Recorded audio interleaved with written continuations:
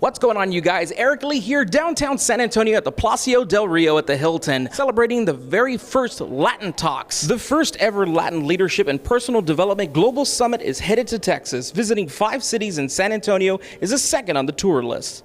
Latin Talks is a series of talks and conversations where local leaders share their answers and solutions to challenges and adversities they once faced. This free event was featured with hand-selected, curated list of local thought leaders with an interest in pushing the local community forward. Hosted by international entrepreneur speaker Peter Estevez, the 3-hour event invites audiences worldwide to join the movement in motion to propel themselves into a new life and to inspire the next generation of Latinos. And our very own April May Monterrosa is first up to bat. You don't want to miss out. Come check it out. It's going to be great. And in speaking of inclusive, we always try to include our viewers as part of what we do every day. And that's how I met a couple years ago, April. It was the height of the pandemic, I think. It was 2020. We had joined forces with April's Live from the Southside magazine. And I got to interview April. And let me tell you, what a story. And she has done so much in the last 2 years. And she has now become a face. And last year was one of KSAT's most influential Latinas here in San Antonio. And it brings me great honor to introduce you to April Monterrosa.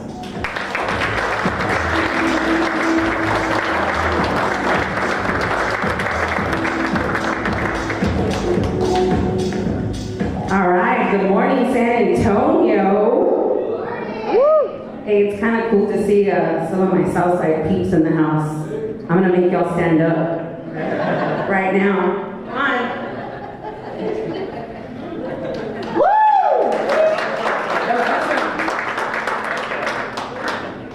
Well, thank you guys for being here today. I've gotten to know these individuals and Peter throughout this journey of getting up here on the stage.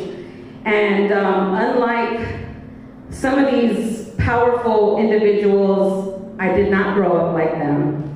I had a very, very, very great, strong family foundation childhood. So with that said, I'm going to share a little childhood story with you. Has anybody ever experienced anything in your childhood in a positive way that has stayed with you through adulthood? Anyone? Like a hard lesson that you realized it was good when you were an adult? So for those of you that know my dad, he's an avid outdoorsman. That's why I'm passionate about nature and about fishing. I have Fanatic Angler Foundation in the house back there that I support. So in the South Side, there's a lake called Timber Lake.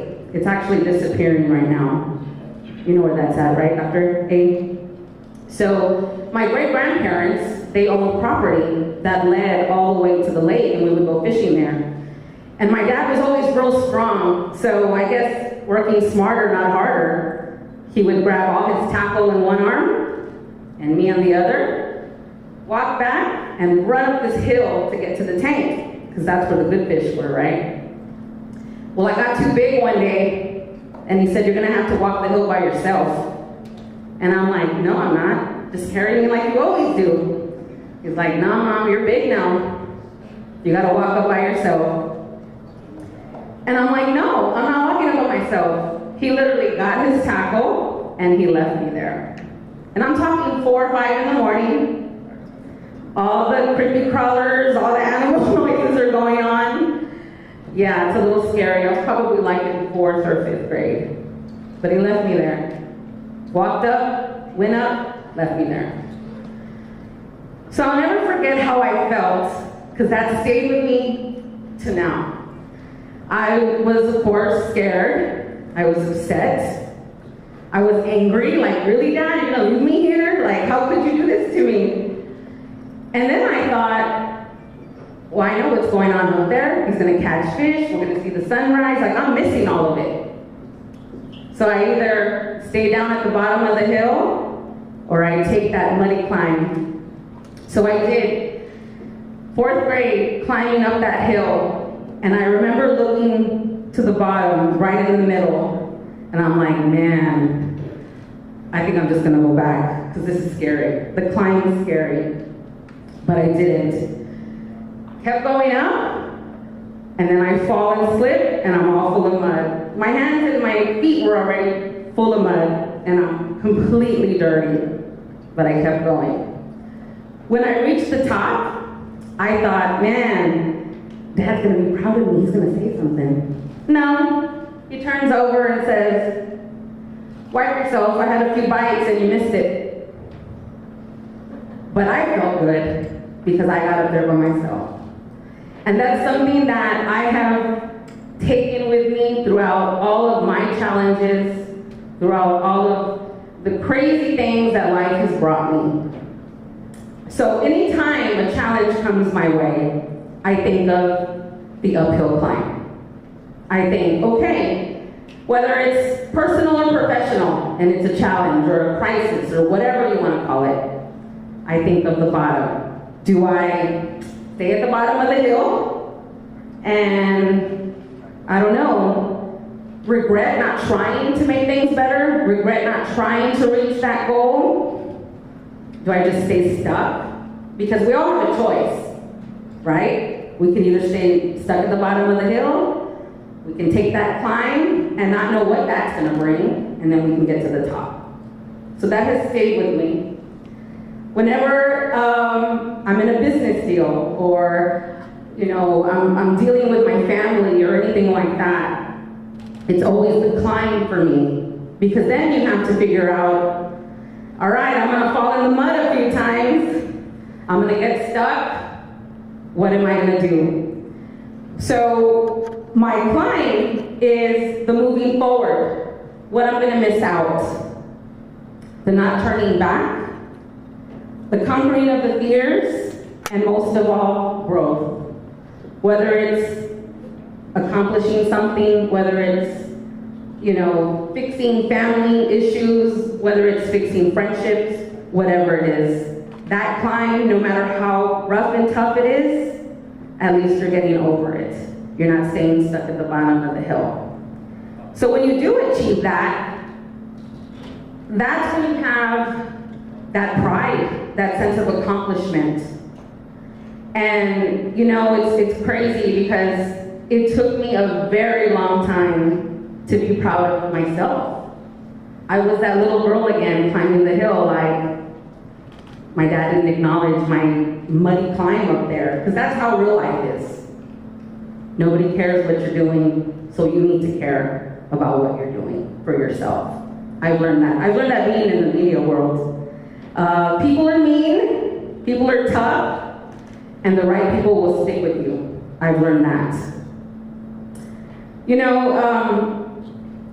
This life lesson that's taken me through adulthood, it has somehow made others, I guess, attract to me. And they're on the climb. They're not stuck. I guess being an entrepreneur and being in organizations like this, you meet those people. You meet those people that want more. They want better for themselves. And they're on that climb, and they don't know how to continue. So everything that I've learned from my dad, because trust me, that wasn't the only hill that I was stuck at the bottom of. There were plenty of them. That's brought me to help my community.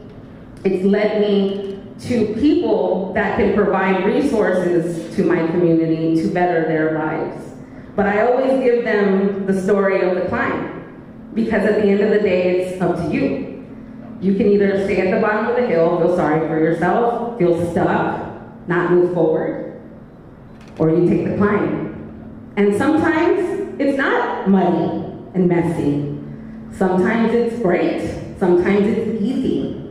Sometimes it's better than what you think it's gonna be. And the outcome is always glorious, because I really believe that whatever's meant to be will be, no matter what.